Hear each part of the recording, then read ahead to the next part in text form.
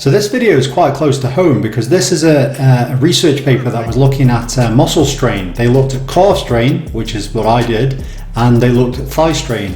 And what they were looking at was what was the best time to start your rehab process, because long gone is the thought of rest being the way of getting you better in the first few days and week. It is how quickly can we get people going again, because obviously the biggest issue is deconditioning.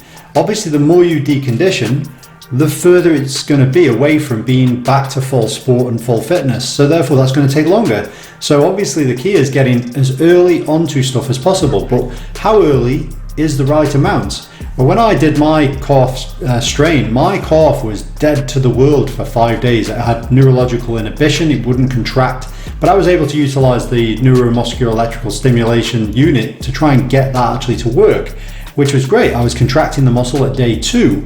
And some people disagree with my process here and say, "Oh, day 2 is too early." Well, actually, it isn't. And this is why. There was a research study done. They looked at, like I say, calf strain and thigh strain. They had one group where they started their rehab process on day 2, and the other group they started on day 9.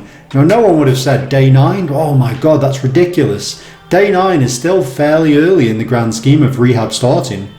So anyway, what they looked at is how much longer it took the day 9 group to get back to full sport. And what they found is it took them 3 weeks longer.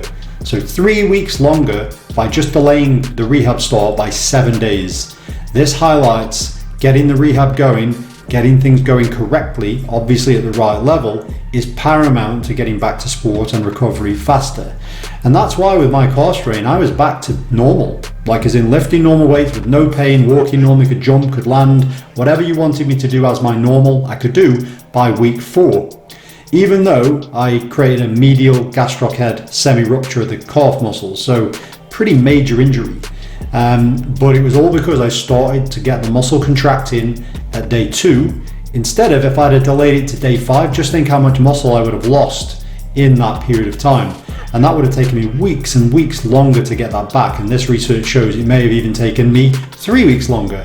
So instead of 4 weeks, it would have been more like 7 weeks. So basically, this is something which is really interesting, again, highlighting how quickly with a muscle injury particularly, you should get yourself going again. So anyway, that's it for this video, and I'll see you next time.